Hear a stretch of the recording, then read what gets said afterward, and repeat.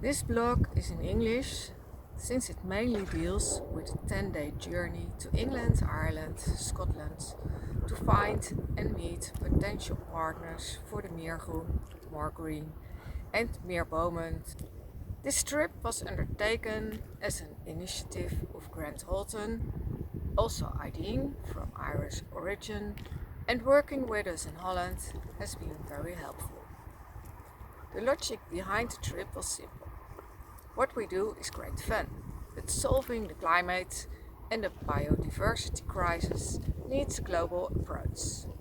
With 1.6 million trees and 10,000 registered volunteers, it's going quite well in the Netherlands, so the next step to be taken is to get European partners. In Germany, the first steps are taken in January. The climate and harvest conditions in the UK and Ireland are comparable to those in the Netherlands, and also the affinity, wit and concern about the problems are reasons to look for potential partners there. We left on March 18th in the evening of the day that we handed out 10,000 trees and planted 7,000 in a climate forest in Sassheim. After a quick bath, we ended up in Hoek van Holland on the 21 o'clock boat to Harwich, where we arrived at 6 o'clock on Sunday.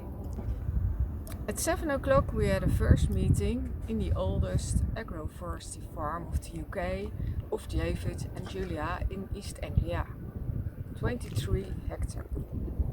And at 12 o'clock we agreed that the farm was a good spot for a test launch of the MeerBomen principle. The next stop was Cambridge, but not before we scouted motorway's potential to harvest millions of samples and noticed that 95% of trees that were planted along the new motorway had not received much care and had died. That are two good reasons to get involved. In Cambridge we met James and Bob, documentary makers with an interest in rewilding a valley along the river in the middle of the town. The second day brought us via a National Trust Park to Corby in the center of the abandoned iron and coal industry region. There we met foresters and a council member who were involved in the management of some royal estates and forests around Rockingham Castle. Our interests were very complementary and a harvest excursion demonstration brought great interest and results. Through the Heritage Fund that is also focusing on projects that strengthen social cohesion, there may even be some funding available to professionalize pilot projects and to get our tree planner tool converted from Dutch into English.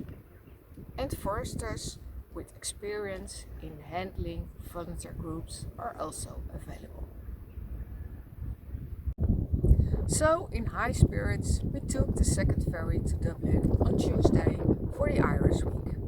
Our main contact was Orla Farrell, the driving force behind EC3C that had organized several activities involving mainly schools and councils to plant trees for at least 10 years already.